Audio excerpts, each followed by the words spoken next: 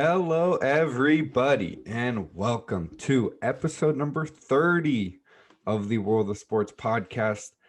I am your host, Diego Sandoval, joined as always by my co host, Logan Ring. Logan, say what's up to the people.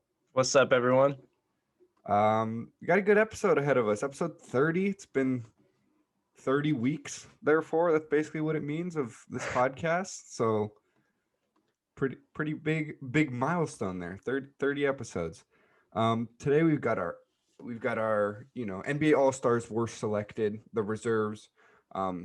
Yesterday I believe. We're recording this on a Wednesday, by the way. And it'll get posted on a Wednesday.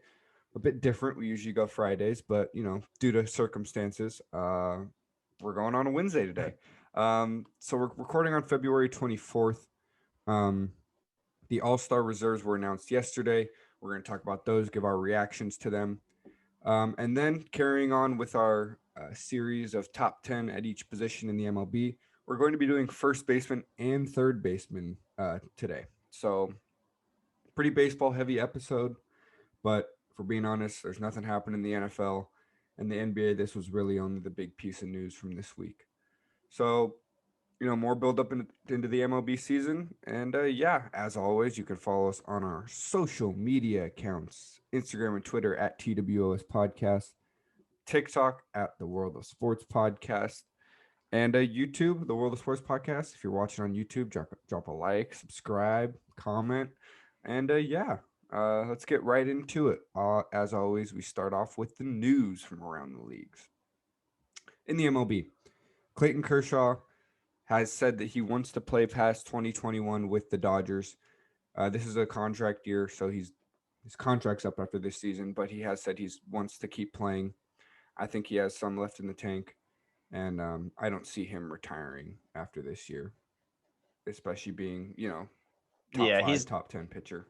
he's not that old yet, and he's still playing extremely well. So I agree. Yeah. In other kind of retirement news, the MLB, Albert Pujols is undecided on his MLB future. Last year of contract.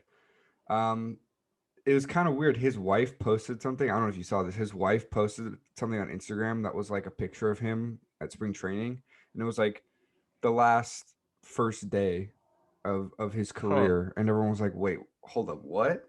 And then like she went back and like fixed it because he's in a contract year too, so she was like in hmm parentheses like of the contract, and so then he had to come out and be like, "Chill, guys, I don't know yet." So we'll see. First ballot Hall of Famer. He still puts up solid numbers. He's not one of the better hitters in the league anymore, obviously, but we'll see what Pujols decides to do. Um, Staying in the MLB, Ian Desmond of the Colorado Rockies had opted out again for the 2021 season. He opted out in 2020. Again, due to COVID, just health and safety of his family is what he's saying. Um, the Rockies aren't going to do anything much this year, anyways, so I don't think it's that big of an impact. Um, Staying in the MLB, last piece of news from baseball: Carlos Correa has given the Astros a deadline to offer him a contract extension. The deadline is opening day, so he's one of those shortstops who are in a contract year. It's Correa, Lindor, Seager, Story, all those guys. I think Baez too. They're all in a contract year. Sounds like he wants to stay with the Astros, but he gave them an ultimatum, which Yeah, is it's not a great interesting. sign. Yeah, that usually doesn't happen. Usually, you have guys that are either they want to sign right now and they're willing to whenever, or they're willing to wait and test free agency. So it's puts the Astros in a really weird position because usually when players are in a contract year, you like wait to see how they do that season and then you decide. But Correa has kind of came out and said, listen, I'm going to play this year with you guys, but if I'm not offered a contract extension by opening day, then I'm going to be mad, which is odd. Yeah, I mean, they're still probably one of the best teams in the league, but I mean, last year was kind of a down year, and then the playoffs they kind of showed up. So they could kind of go in a couple directions here, and I wouldn't really be super surprised if they let him go, but I don't know because he's still a really good player. It's just I don't think this situation would happen if everything's like perfectly fine with them. Yeah. If I were the Astros, I sign him. I think he's probably, I mean, you could argue Altuve or Bregman, but he was the number one pick. He's probably the guy they've wanted to build their franchise around for a long time now. And I mean, he's one of the best shortstops in the game. So I don't see a reason not to sign him if he wants to stay. But I mean, we'll see if they end up kind of caving or doing what he says and offering something by opening day.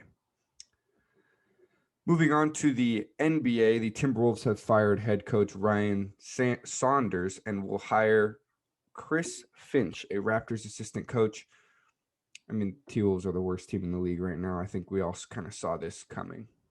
Yeah, it's actually kind of a controversial subject because they didn't hire their own assistant Yeah. head coach, who I think he's black. So like the whole empowerment movement and everything, it's kind of just like, why would you not hire him if he's like, at least give him a chance, right? Because everyone's talking about the Rooney Rule, which is like you have to have some people of color as coaches, and it's just not working. Like people just aren't listening to it because there's really Yeah, no punishment, and so a lot of players are kind of, I don't know, speaking out about it. yeah, but this like, why would you not just give him like they fired him and then hired the other guy like 15 minutes later? Like I And would at least give him like a week it's of the yeah, assistant head mid-season, coach. Yeah, mid-season you have to. I feel like that's almost pretty much almost not common courtesy to the coach, but it's like that's just what people do. Is yeah, like if you fire someone mid-season, you're not supposed to be like looking for a coach weeks in advance and have that guy ready to go. yeah. I'd be really mad if this happened to me. And also like, I mean, he's like, if you're worried about you wanted this other guy, but you're worried that the assistant head coach would like be good and then you can't fire him, like Yeah, then keep him. If he's good, then that's the whole point, right? So yeah. it's That it's a weird situation. that organization isn't in the best place right now. No. I mean, in terms of players, they've got good players. They just can't really put it together, and Yeah. we'll see. I don't think coaching is going to actually change it that much. Injuries have obviously hurt them as well, but I don't know. Interesting kind of movement or conversation that sparked in the NBA this week. Also in the NBA, Kevin Durant, his return is expected before the All-Star break. So he's been out however many games, and the Nets have looked really good without him. Like best team in the league, good without him. So we'll see how they do when everyone's back, because it feels like every game it's just 2 out of the 3 stars. So we'll see. He'll be back before the All-Star break for the Nets.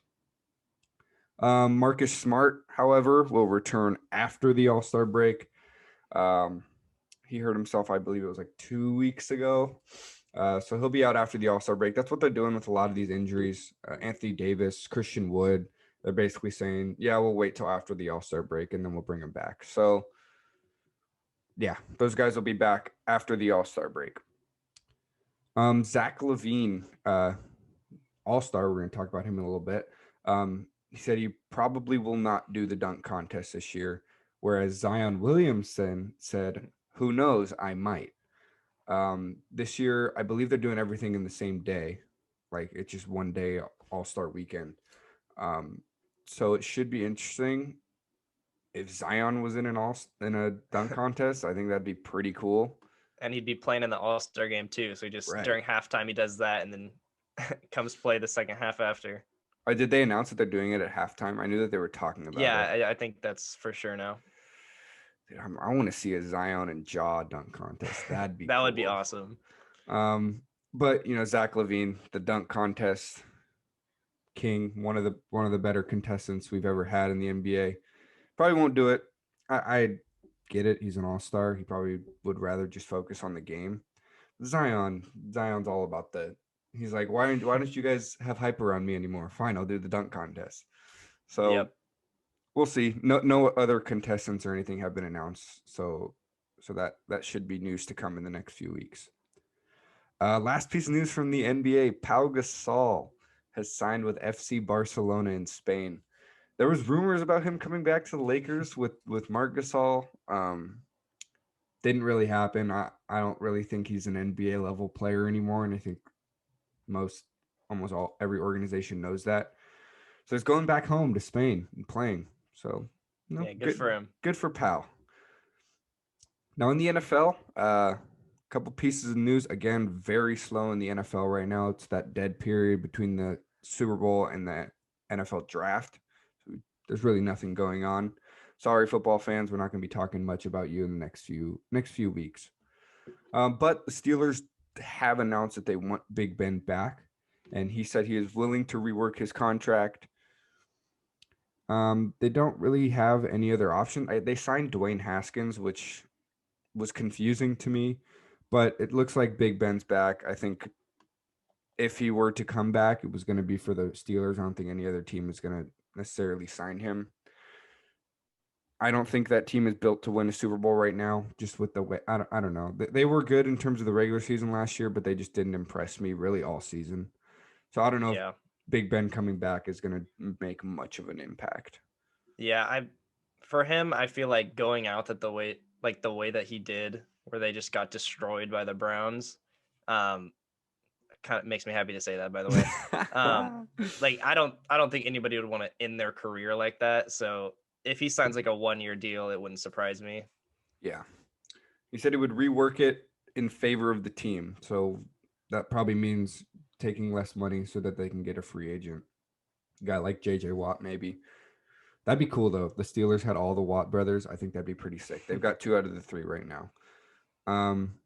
Cowboys are optimistic in other quarterback news, are optimistic that they will sign Dak Prescott to a multi-year deal. I don't understand why they haven't yet. He's clearly their franchise guy. Before last season, before his injury, he was putting up insane numbers, like MVP type numbers. And then obviously he broke his ankle.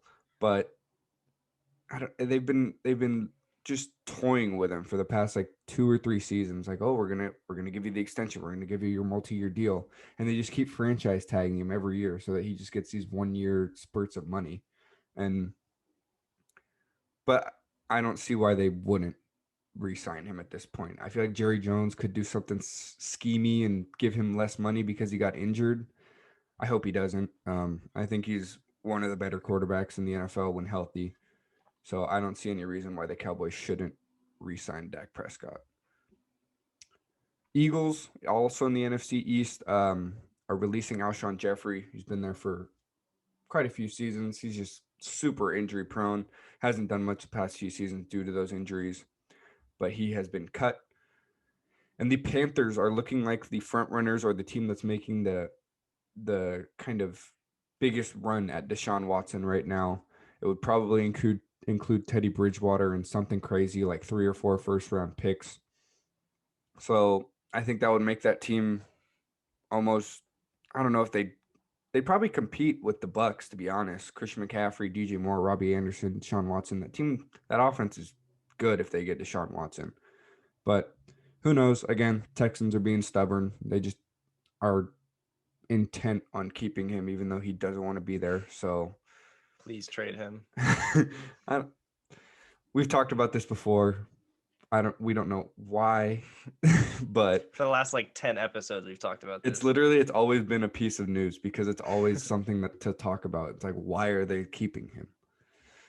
But yeah, that's the news from around the league. Again, not much in terms of, the NFL. The NBA had some injury news. Oh, NBA, I forgot to mention. I skipped right past it. The Rockets are releasing DeMarcus Cousins. And this actually kind of has some implications. I don't know. Basically, they're releasing him, and what I saw as the quote was like they want a younger and smaller front court, I think is what they said, which, I mean, classic Rockets, small lineup. But that kind of, a lot of teams need center help right now, especially, contenders. Obviously, the 2 big names that have been thrown out for center help are the Nets and the Lakers. And it was reported that the Lakers are not interested in Boogie, or they're not in the running. But I know you wanted to talk about this. The Lakers are having some trouble right now, obviously without Anthony Davis. And a lot of that is coming from just no real output from the center position. Yeah, I think, well, first of all, Lakers fans are kind of bashing Marc Gasol because he's not athletic and not really an exciting player. Because he's not Anthony Davis.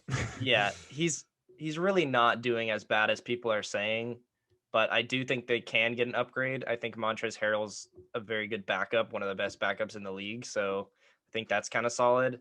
But I think a trade that they could do would be to get someone like Hassan Whiteside, who is playing like 8 minutes a game nights for the He's Kings. not getting anything for them. Yeah, like I know last game he literally just didn't play, and he's on a minimum contract. So like, I don't know, throw him Marc Gasol and a second rounder, and that's better than literally nothing for the Kings. And Hassan Whiteside, I think, could be a very solid center for them. Yeah. I don't think that they're going to get Boogie just because the reports have kind of said that either like he's not interested or it's just unlikely. But I do think it's interesting where he will go, because like if he signs with the Nets, that's like really scary, man. Because we've seen even this season, we've seen what DeMarcus Cousins can do with starter minutes. Like, yeah, and yes, he'd be the fourth option on that team, but I mean, still, he's a good rebounder, good defender. Like he'll do what he needs to do on that Nets team. better than DeAndre Jordan. Right. So there's a market for DeMarcus Cousins, absolutely. And we will see. No reports have come out in terms of like who he's talking with or anything like that. So we'll obviously update you guys with that. And if he does go to a solidified contender, that could change some things up in terms of the playoff race and just standings in general. Now that's all we got from the news. Let's move on to our first segment, and that is the NBA All-Stars. We talked about the starters last year, and we predicted our reserves, or gave who we thought deserved reserves. Deserved reserves, nice. We were right about some of them. We were wrong about some of them. You know, it's how life goes. In the East, just to list them off, we had Jason Tatum, Jaylen Brown, James Harden, Julius Randle, a lot of J's there, Ben Simmons, Zach LaVine, Nikola Vucevic. And in the West, we had Damian Lillard, Chris Paul, Rudy Gobert, Zion Williamson, Anthony Davis, Donovan Mitchell, and Paul George. So let's start in the East. Start in the East, the snubs, the people that kind of were on the fringe. Domantas Sabonis, Trae Young, Chris Middleton, Bam Adebayo. The one that got kind of, I don't know if it got hate, but it got talked about a lot was the Vucevic pick. Not a lot of people had him making the All-Star game, and he's putting up All-Star game numbers. So, I mean, it was an interesting situation. I don't know. I didn't put him as mine. I know you didn't either, but I think he deserves it. There was just a lot of players that deserved it. Yeah, I do think Sabonis should have been in there over Vucevic just because they have pretty similar numbers, but Sabonis is, I think, the 4th seed in the East. Yeah. And Vucevic, I don't know if they're in the playoffs. And I mean, if you swapped those two, Vucevic was a snub. So Right. like there's really no winning here, but I do think Sabonis deserved it over them. The Magic are the 12 seed, 13 and 19. But that's like probably like a half game out of the 8th or something. Because the East is so insane. It's two out of the 8th, 1.5 out of the 10th, which is the play-in. Yep.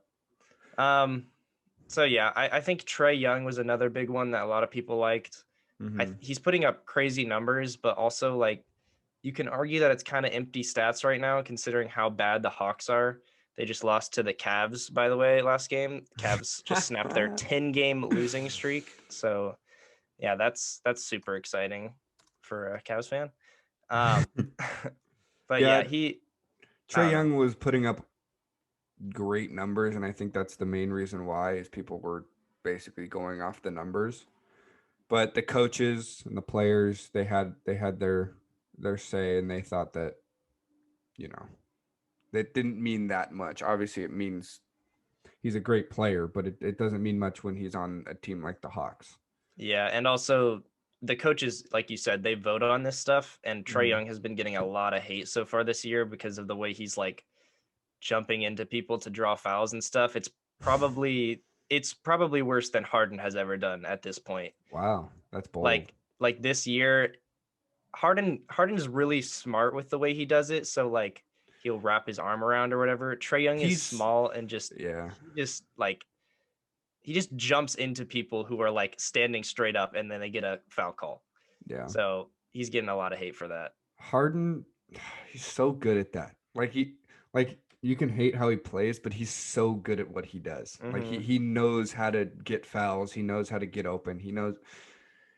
He's one of the best pure scorers in the league. Um, which is why obviously he's an all-star, but that was a no-brainer. Um, Yeah. that's really all there was for snubs. Chris Middleton has been having a very good shooting season. He always has good shooting seasons. Um, I don't know. He just wasn't really putting up the numbers, I think, compared to the other guys. And then Bam Adebayo was the other one. Um, I don't know. You had him on your list. I know that. Yeah. I I had him on my list, but honestly, like looking over it, I do think that Julius Randle deserved it over him. So I do think he's still a snub, but like if you put him in over him, I feel like that's more of a snub at this point. So I kind of agree with that one. Yeah. Randall, Levine. Is Vucevic first time All Star? I think so. Or Those are maybe your. he was one more time. I'll check. I know Randall and Levine for sure are first time All Stars. So congratulations to them. Levine definitely deserved it. There was talks maybe just because he was on the Bulls, he wouldn't get it, but I think he's having one of the best shooting guard seasons in the NBA right now. So shout out Zach Levine. Julius Randle's looked really good in his role with the Knicks. We talked about Julius Randle last week. Go check it out if you want. Now in the West, arguably had the biggest snub um, this year. I think it is the biggest snub. It's been talked about um, plenty of times throughout the NBA. LeBron talked about it. I know Damian Lillard talked about it. CJ McCollum, I think, said something about it. Devin Booker was not voted into the All-Star game. Um, I mean, he will he get it? Are they do like AD's not playing in it? Obviously, Yeah, I I think he am gets in, right? 90% sure he's gonna be in there over AD because of the injury replacement. The only thing is, would they replace him with a forward, or does it matter I that think much? AD's like one of those wild card spots, Oh, so like so you can the do position anybody. doesn't matter. Yeah, So yeah, Booker will get that. I think pretty clearly, especially after what players have kind of said about him. Um, but I think the main problem people had was Chris Paul over Devin Booker. And we talked about this last week. I had Chris Paul, you had Devin Booker. Um, I thought that his impact was felt more, so that that vaults him into an all-star position. But obviously, Devin Booker is the number one guy on one of the better teams in the West right now. yeah. Like we said before, it's the coach's decision, and I think they like understand how Chris Paul is literally like the best coaching player while he's also still a player that's probably in the league right now. So I know that he gets a lot of respect from them, and I understand why he's in there. I think he deserves it too. Mm-hmm. I think it's just like the fans, like if you're being honest, people watch the Suns usually to see Devin Booker over Chris Paul just because he's an exciting young player. Right. But I think they both deserve it, and I just really hope Booker gets in from the injury replacement. And Mhm. I think maybe it would have been better if they kind of announced like AD will not be playing, so Booker's in there already, just because Yeah, people are it like would it angry would from make that. people happy. Yeah, but it's just sad because like Booker's argument against him being an all-star has always been like, oh, they're not winners, and he's putting up these empty stats, and Yeah, now but he's now like, they are. yeah, they're like the fourth seed, and he's still putting up these stats, and he's not in there. Right. But I'm pretty sure he's gonna get there after the injury replacement, so I'm not too worried about it. Yeah, he should. The other kind of snubs in the West, Brandon Ingram was talked about a little bit, but looking back on it, I had Brandon Ingram, but if we're being honest, the Pelicans don't really deserve two All-Stars. Um, DeMar DeRozan. I know you like DeMar DeRozan for this. A lot of people like DeMar DeRozan in our TikTok that we posted. Um, so I mean, I don't know. You know more about DeRozan than I do. Yeah, he's putting up great numbers, and the Spurs are doing a lot better than they're supposed to be doing, so that's why I had him. But you'd kind of have to put him there instead of Chris Paul. So it's a snub either way. If another guy gets injured, I would expect DeRozan to get put in there. Mm-hmm. But yeah, you do need snubs in this, so you can't really make all the people happy. But Yeah. either way, it's yeah, either way, some guy's getting in, and another guy's getting snubbed. So there you go. Yeah. That's all we got. I think that's all we really need to say about that. Um, the All-Star game is going to take place, what is it, the first week of March, second week of March, something like that. Something like that. Hopefully. I mean, we'll see. LeBron and Durant have to draft their teams. As of right now, there hasn't been any more pushback. It seems like players want to do it all of a sudden. I still don't understand why this is happening, to be honest. Because I mean, I saw the whole thing. Like, I think Zach Levine had something where I don't know. They did. He talked with his family about it or whatever, and he was like, "Yeah, we're going down to Atlanta. Everyone's excited." And he's like, "Okay, like we're doing this." So we'll see. Still a lot of details I think that need to be kind of given to the public. We don't really know anything except for that there's an all-star game and looks like a dunk contest and a three-point contest, maybe a skills challenge. I don't really know. Like there's just so many things up in the air about it. Obviously it's going to be different than most years. But we'll see. So that segues us perfectly, seamless segue into the MLB. I got some news real quick. Oh, we got news. We got news. Apparently, Vladimir Guerrero Jr. has lost 42 pounds over the offseason. So that is very impressive. Speaking of Vladimir Guerrero Jr., there's your segue, dude. Yes. He's a third baseman. We're going to be talking about our top 10 first baseman and third baseman right now. We're going to start off with first baseman. We have done pitchers and catchers already. If you want to see those, pitchers was 2 episodes ago. Catchers was last episode. Start off with our first baseman. How we usually do this is we go back and forth with our picks. Starting off with honorable mentions. So my 2 honorable mentions, we'll just go with my 2, are Trey Mancini of the Orioles and Josh Bell of the Nationals. Mancini is an interesting situation because he's coming back this season. He missed all of last season. He had cancer, but he's fine now. So big ups to Trey Mancini. Congrats on coming back. He hit 35 home runs in 2019, but I really do think that there's a huge question mark around if he can return to that. Having cancer is a lot different than an injury, and we really don't know because this doesn't really happen ever. So we'll see how he bounces back. I couldn't put him in the top 10 mainly because of that. And then my other honorable mention is Josh Bell. New team. He's with the Nationals. I think that'll help him a lot. Obviously, with the Pirates last year, they were just terrible. And I think he's going to do well with the Nationals. But he broke out 2 seasons ago. I think he was an all-star, and last year he did all right. Batted 226, 8 home runs, 22 RBIs. I think he'll probably take a jump going to the Nationals, but he's not quite top 10 for me. Yeah, so my honorable mentions, I had Josh Bell in there too. And then the second guy was Carlos Santana. I am an Indians fan, so I do have a special place in my heart for him, but he is on I think the Royals now. He got traded. Yeah.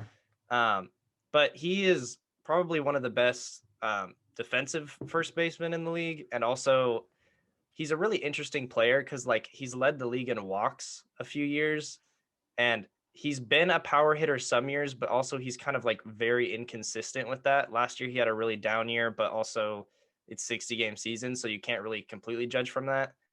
And from those, I couldn't really put him in my top 10 because of that, but like he's hit 30 home runs like 4 times in his career, and I think he could have a bounce back year like that.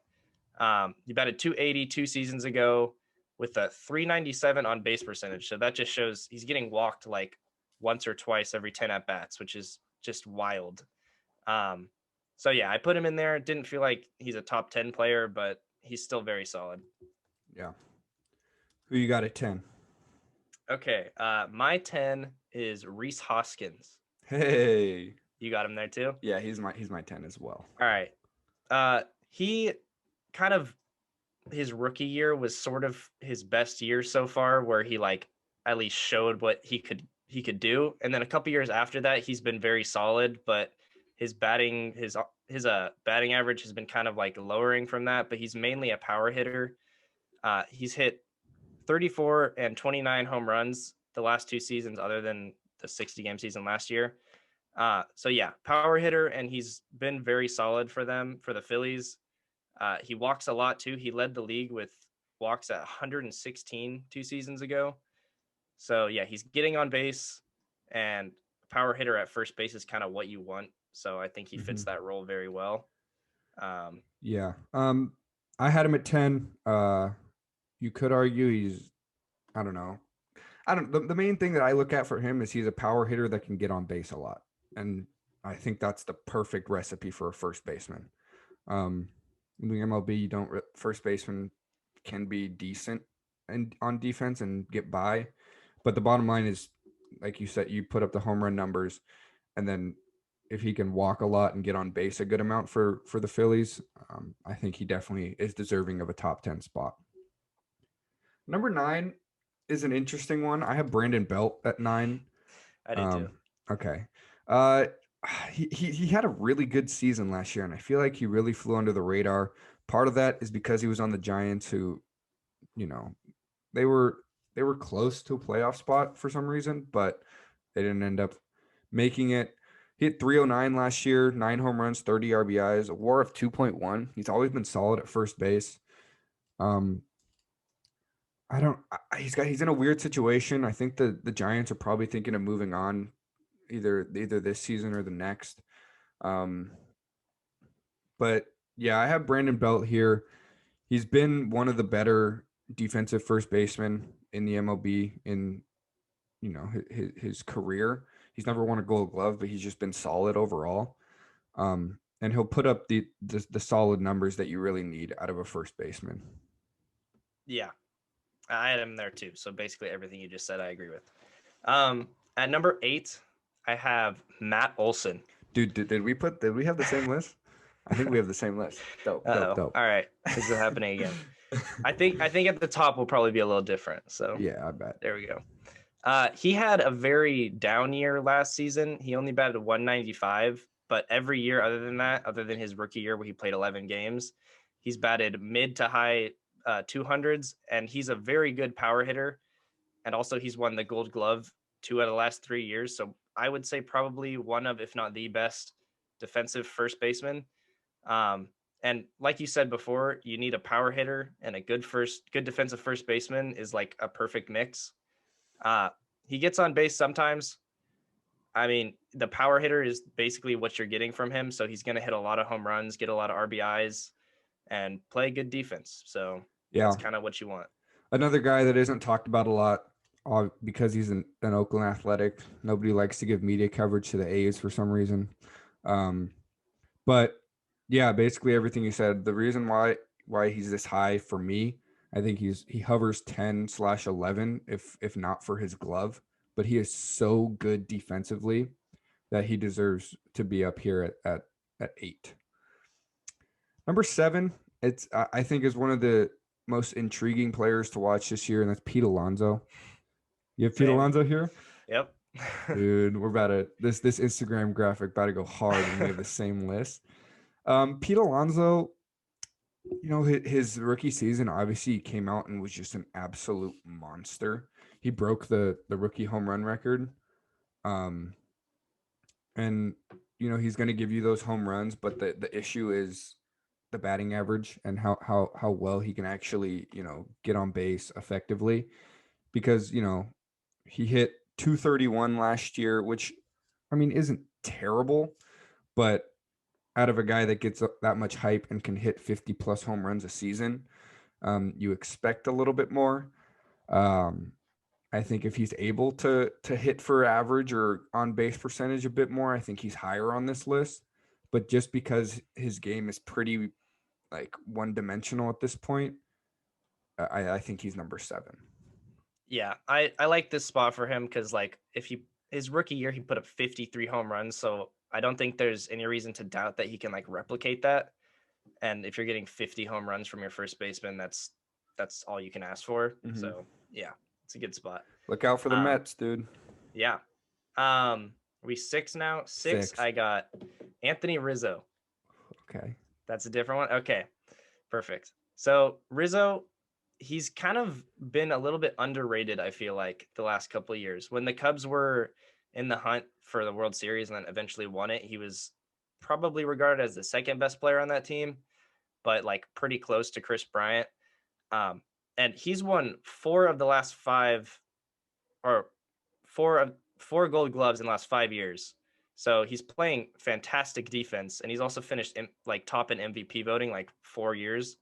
Um, he hits for very good average. Some years, last year he didn't have a great season, but before that he's batting like 280, 290 for the last bunch of years, and he also hits home runs. So this is like he's a perfect first baseman. He gets on base a lot. He gets walked. Interesting stat is he's led the league in hit by pitches Oh, he gets 3 hit years, so often. which is really weird. He does have a weird like batting stance, so He's up. that might He be crowds why. the plate. Yeah. Yeah. But I mean, hey, any way you can get on base, and I'm sure you have him higher than this, so I think you agree that he's a very solid player. But yeah, Anthony Rizzo, I think he's very underrated right now. Yeah. You're gonna get some love from the Dodger fans because I got number 6, Max Okay. Muncy. Very down year last year. He hit 192, 12 home runs. But I mean, the 2 years before he hovered 250, 260 and was able to hit 35 home runs, which is great. But I don't know. As a Dodger fan, I watch a lot of Max Muncy. He walks a lot. He looked really good in the postseason last year. I just can't put him above Anthony Rizzo, who I have at 5. Who I guess I'll just say what I want to say about him because you pretty much hit on everything.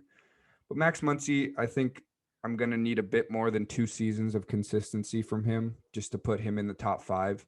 I think he's one of the better power hitters in the league, one of the better power hitter first basemen. Obviously, I have him at number 6. Um, I just after last season, it kind of worried me a little bit to see how consistent he will be because Max Muncy's story is he was terrible on the A's, got cut, came to the Dodgers, kind of just absolutely broke out 2 seasons. And last year I don't want to say fell back down to earth because I still think he has the 35 home run capability in him. Um, I just need to see it again and maybe a couple more seasons to put him consistently top 5. Anything Yeah, the I top? mean, Yeah, you can go ahead. Do you have him at 5? I had him at 5. I just Okay. put him there. I thought that you would explain that, like, well, I know that he has been very inconsistent, at least last year and the first couple of years, but like the last 2 years before that, he put up 35 home runs and Yeah, not he. even playing every game.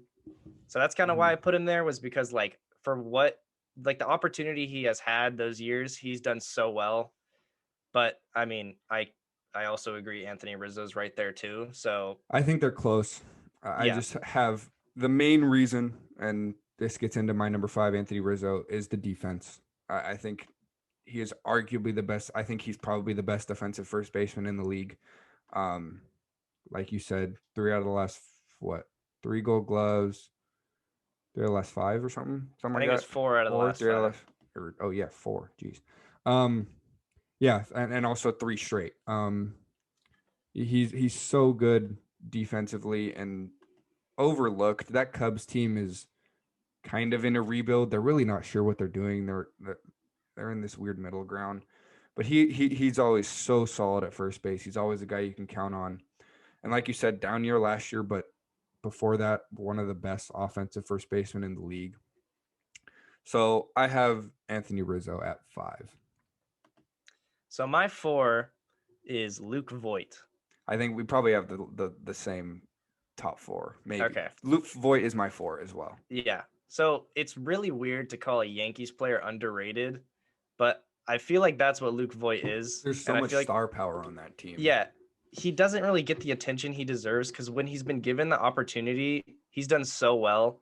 And last year, only playing 56 games, he had 22 home runs. Yeah, that's ridiculous. That's insane. And he's like over his whole career, he's been pretty consistently hovering around like a 900 OPS, which is very impressive. That's very good.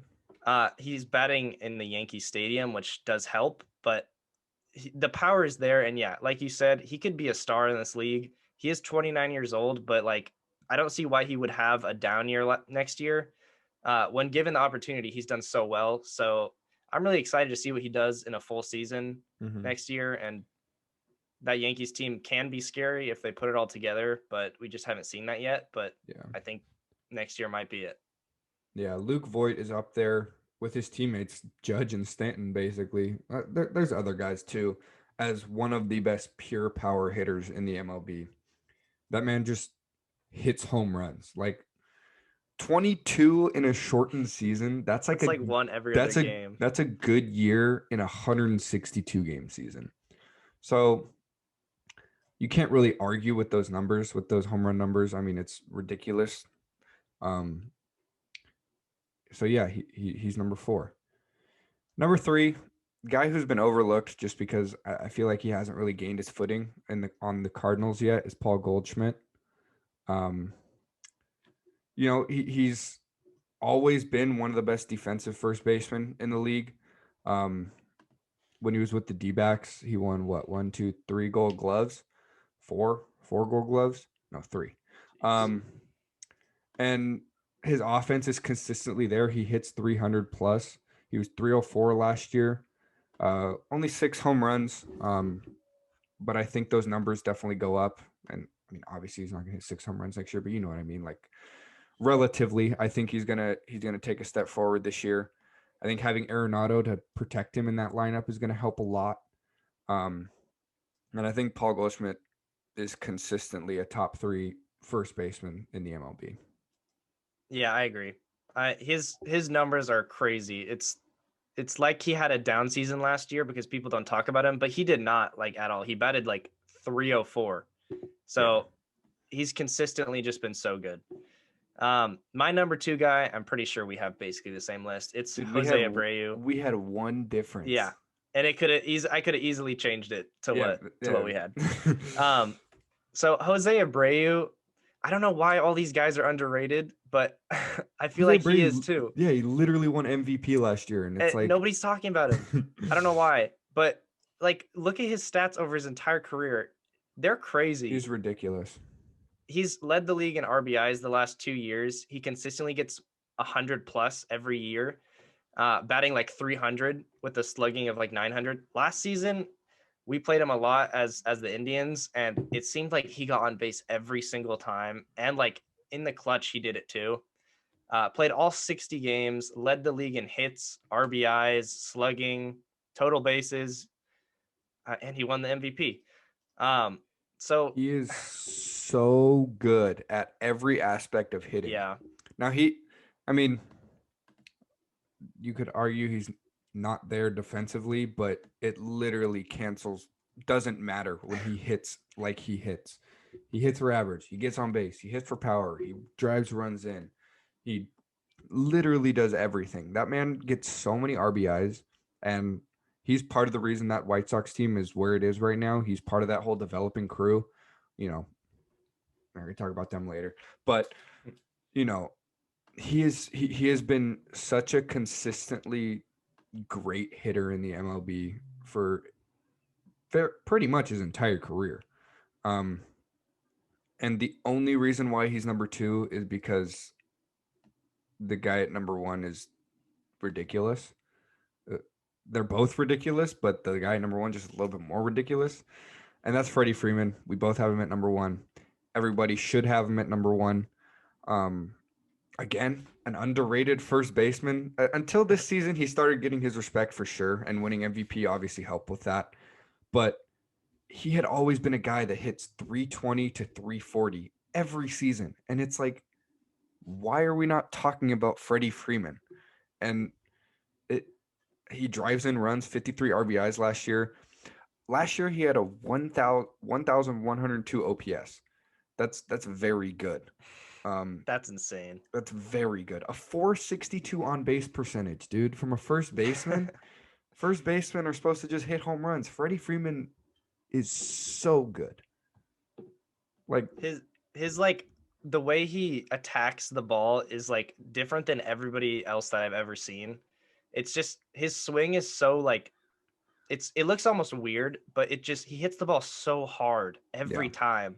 And he Like he batted 341 last season. Mm-hmm. He That's was, crazy. yeah. As a Dodger fan, and I mean, most baseball fans watched that NLCS last year between the Dodgers and Braves. I got so scared every time he was up to bat because it's like, oh, this guy's going to put it over the right field porch easily. Because that's just what he does. He just hits, he rakes.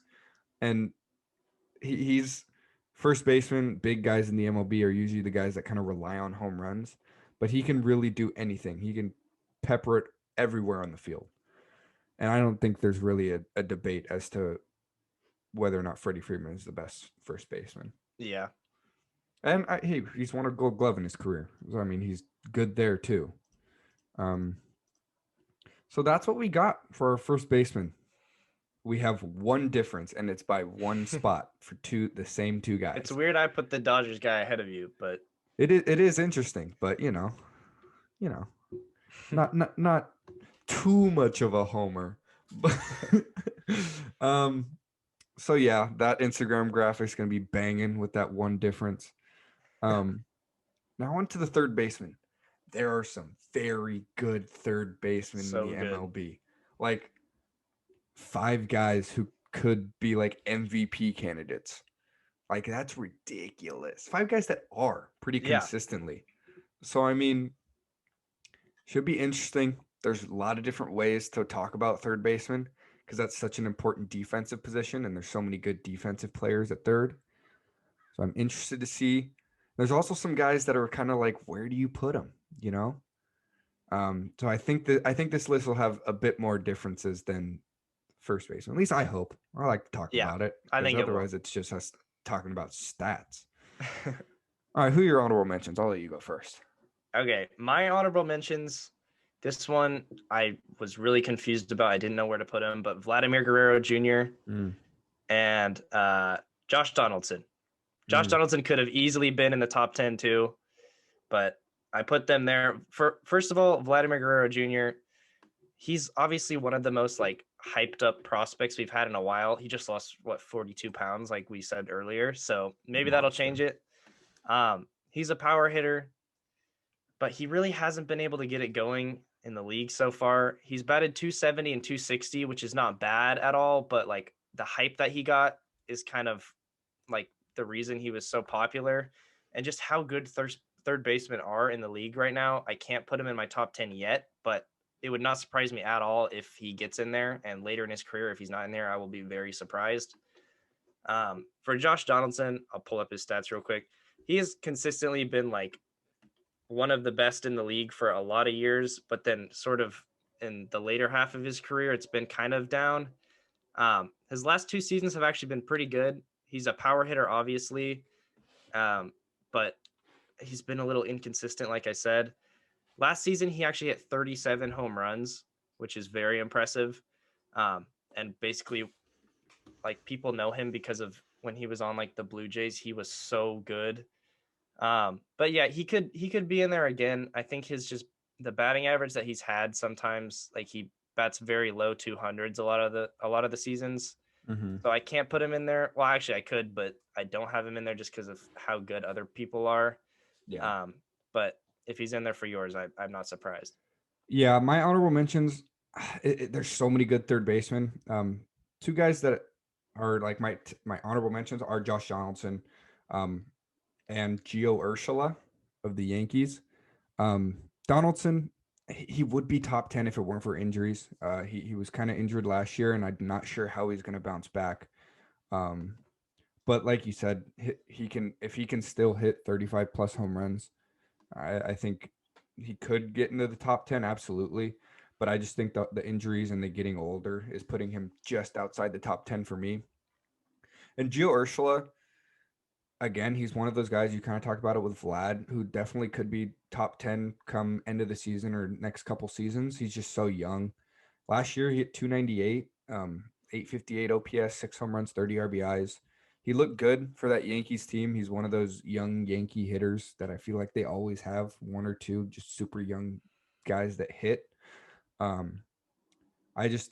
can't put him at 10 quite yet. And one guy I just wanted to mention is Yohan Moncada. He's not in my top 10, but I think he's close. Just he looked so good his rookie season. Last year he took a step back. Again, one of those guys that I think is it's too early to call. Yeah, he had that one season that was just insane. But other than that, it's kind of been a little bit down. So yeah, I didn't really know where to put him either, but he could be another honorable mention. Yeah. Who you got at Um, 10? so my 10, I do have Giovanni Urshela. He was on the Indians his first couple seasons, and I did not see him becoming what he is now. When he went to the Yankees, he just broke out, and the average that he batted 314 his first season and 298 his second. He gets on base a lot, and he is probably one of the most underrated defenders at third in the league. He is so good at defense, and his arm is so strong. It's like crazy to watch him throw. He makes diving plays. Third base is like a really important position defensively, so it's great to have him there. You talked about him earlier, so I'm not going to cover too much, but he did hit 21 home runs a couple seasons ago and then 6 on the shortened season, so I could see him doing that again. Not the power hitter that some of the other guys on this list are, but he's very solid there. Yeah, my 10, you talked about him. I got Vlad. Now, I understand, and he's close top 10 with Gio. I think that's who I would, if it weren't him, I'd flip them to. But I'm banking on him having a breakout season, and breakout is a weird word to use because he's so hyped up. So I mean, I think he's gonna take a big step, I guess is the right thing to say. Um, I think having Springer in that lineup, and then I think Bichette's gonna get better. I think Biggio's gonna get better. I think having that protection around him is gonna help him a lot and kind of let him drive in more runs. That offense was all right last year. I think it's going to be a lot better this year. And we saw him in the home run derby, and I know that's different than hitting in the MLB, but he's a guy that can hit 40, 50 home runs in a season. He's just got raw power. Um, and don't sleep on him at third base either. He has a phenomenal arm. He last year, I think last year, his rookie year, he was making those plays deep in the hole, doing that Machado arm, whatever you want to call it. Great defender, and a guy that can hit 40 to 50 home runs. I have him at 10. So my number 9 guy, it's sad that I'm ranking him this low just give how good he used to be, but I got Chris Bryant there. I could see him a little higher, but he's been kind of slowly going down over his career. It's weird that he like had his best seasons his first couple of years. He has been a little bit injured. Last season he was very injured. He only played basically half the games, but he did bat 206. His last few seasons before that, he was an all-star in 2019, but his stats weren't crazy.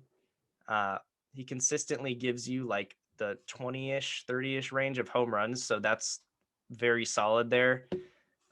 He walks a little bit. He strikes out a ton.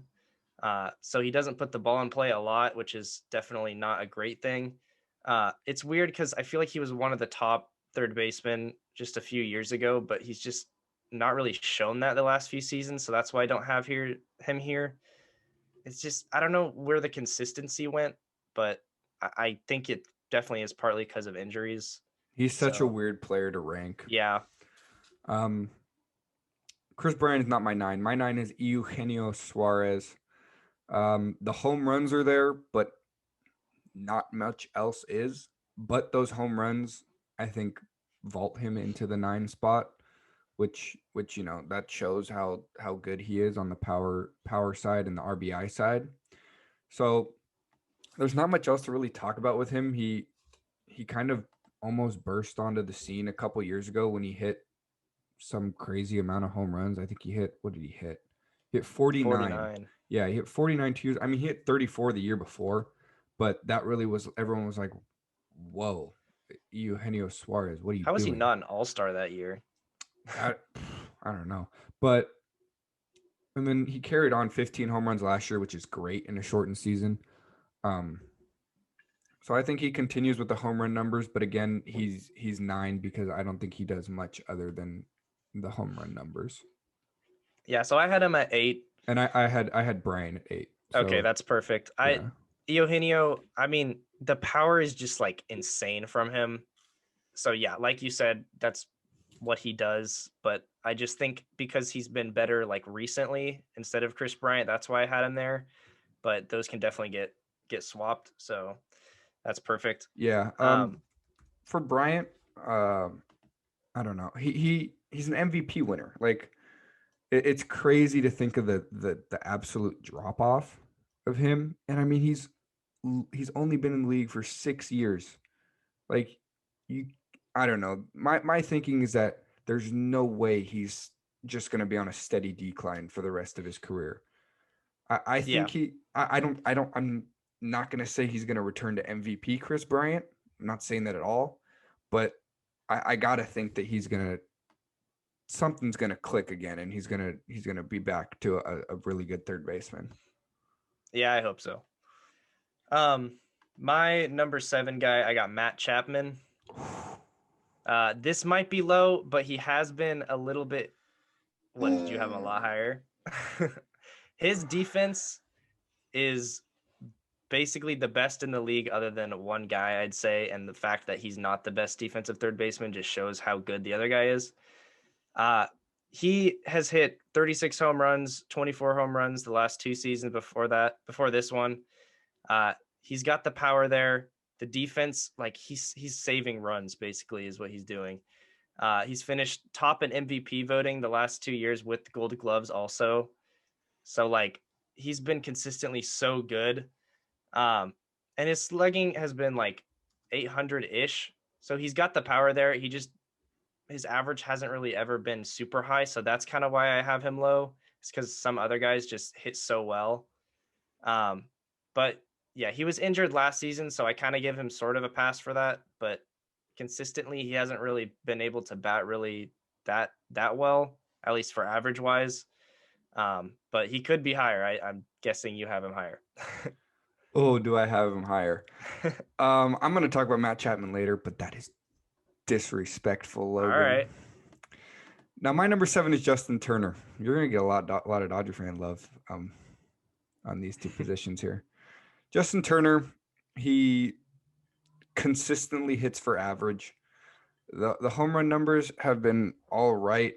I think they're on the decline, which I mean happens as players get older, but he's still a great third baseman. He's really solid defensively. As a Dodger fan, obviously, I watch him and I know his impact is a lot more than just what he does on the field in terms of statistics. But I don't know. He's great in the playoffs. Again, the top 7 are all phenomenal third basemen, at least in my list. So, I mean, I'm not bagging on any of these guys by putting one lower than the other. I just think that some people are better than others.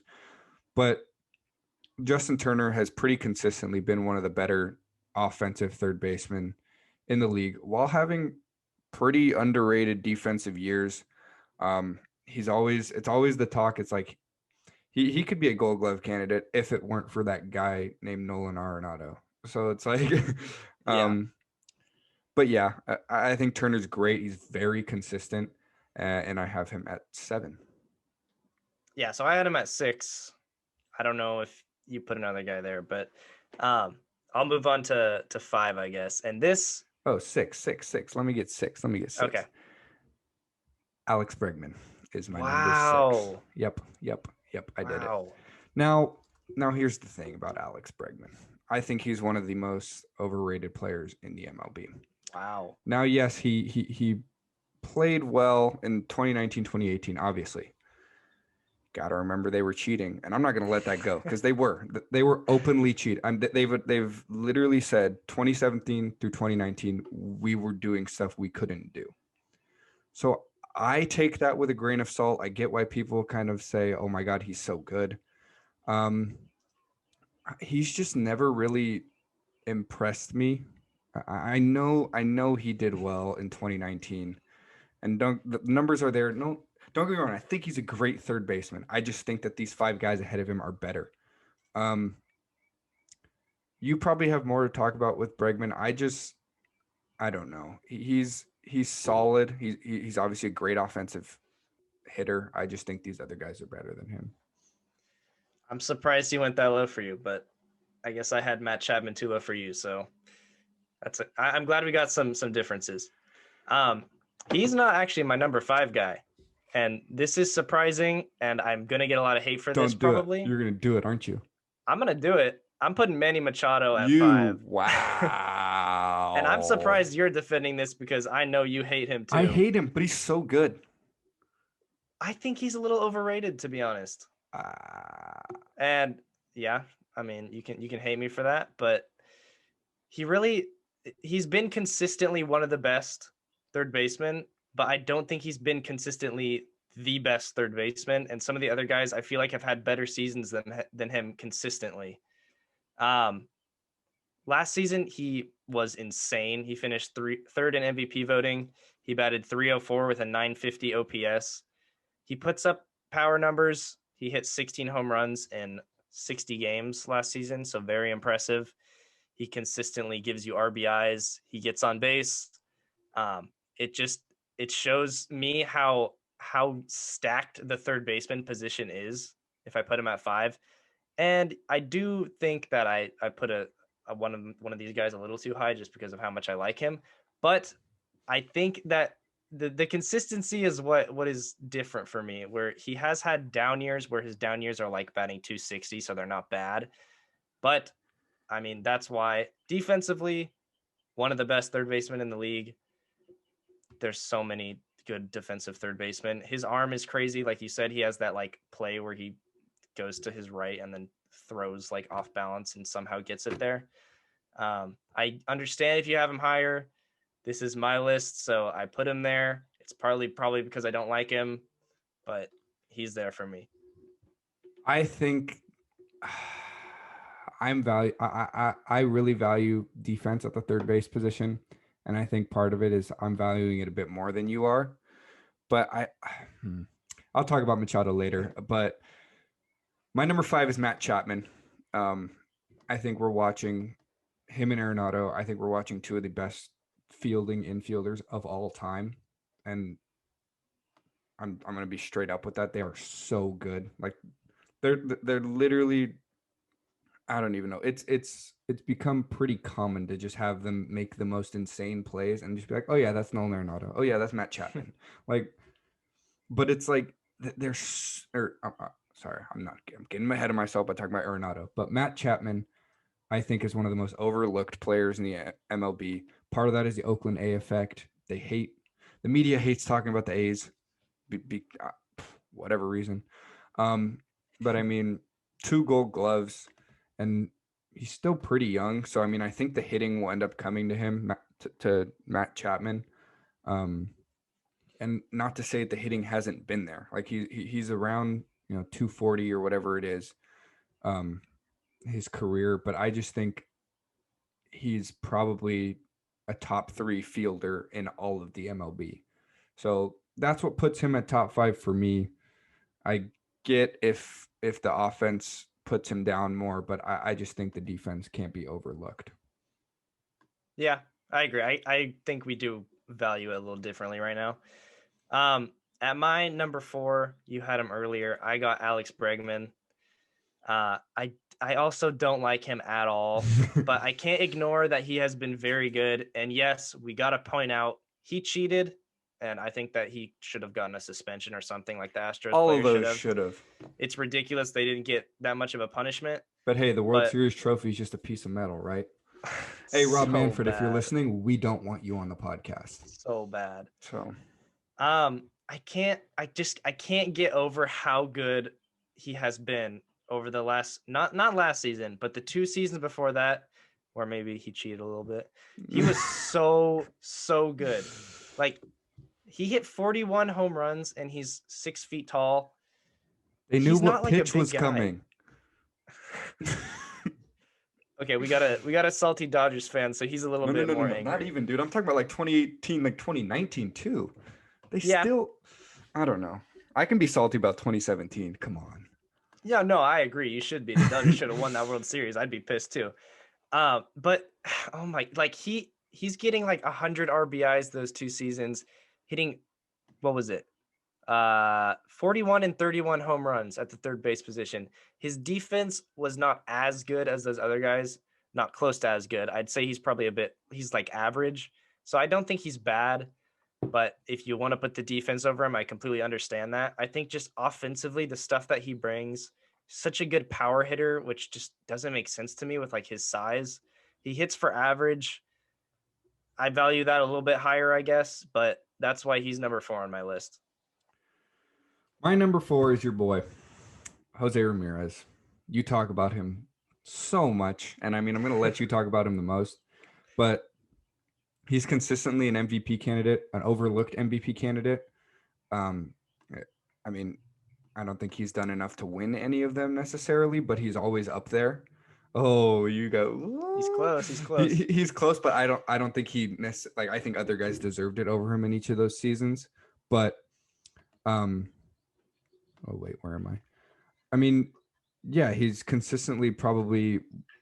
Obviously, I have a number 4, but he's one of the best hitting third basemen in the league, and again, another guy that's not talked about much in Cleveland. That's part of it. But I'm gonna let you. I'm assuming you have him at your 3. Yeah, I got him at 3. He's my guy. I like him so much. He's such like a tiny little fun player to watch. He's so exciting. He's so fast and he can hit with power. He basically just does everything. I think he's a very underrated defender too. I don't think he's on the level of the other guys, but he's still very good.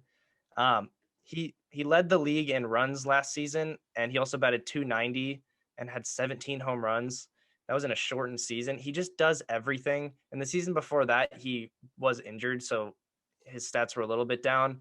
But 3 out of the last 4 years, he's finished top 3 in MVP voting. That's just consistently a top 3 third baseman in the league, so that's why I have him there. He's won the Silver Slugger all 3 of those years too. So I think batting wise, he's probably one of the best, and he's just consistently done it. And as an Indians fan, I watch him every day, and he's like, every time he gets on, he gets up to bat, I'm always thinking that like something exciting is going to happen, and that might not mean a home run or whatever, but like everything he does is just fun to watch. And this might be a little bit of a homer pick, but you had him at 4, so I don't think it's that bad. Yeah, it's not that bad. And yeah, he's just so fun, and he's like one of my favorite players. He's my favorite player on the Indians now because got rid of another guy. So yeah, that's why I have him there. My number 3, and I think it's disrespectful that you put him at 5 or whatever. I think you put him at 5. Manny Machado. Now, in the past, since 2015, 35 home runs, 37 home runs, 33 home runs, 37 home runs, 37 home runs, 32 home runs, and 16 home runs in a shortened season. And then in those years, he's hitting high 2s, 270, 260, 280, 290, around there. And then last year he had I think he was 3rd in MVP in the NL behind Freeman and Betts. He hit 304. And his defense is insane. 2-time Gold Glove Award winner, I believe. Yeah, 2 Gold Gloves, a Platinum Glove. If you want to value Platinum Glove, it's not really an official thing, but he got it. He's a Silver Slugger. And he's just consistently been one of the best hitters in baseball, and then one of the best defenders in baseball. And I hate saying this because I don't like him. Now, don't get me wrong, I was hyped when the Dodgers traded for him. I was like, oh, he's our guy. Let's go. And then that one game where he didn't run it all the way out to first, and it was like, you little. And then he went and signed with the Padres. So, have fun being there. But I just think the combination of defense and offense and the consistency, I think it's there, and I think he's a top 3 third baseman.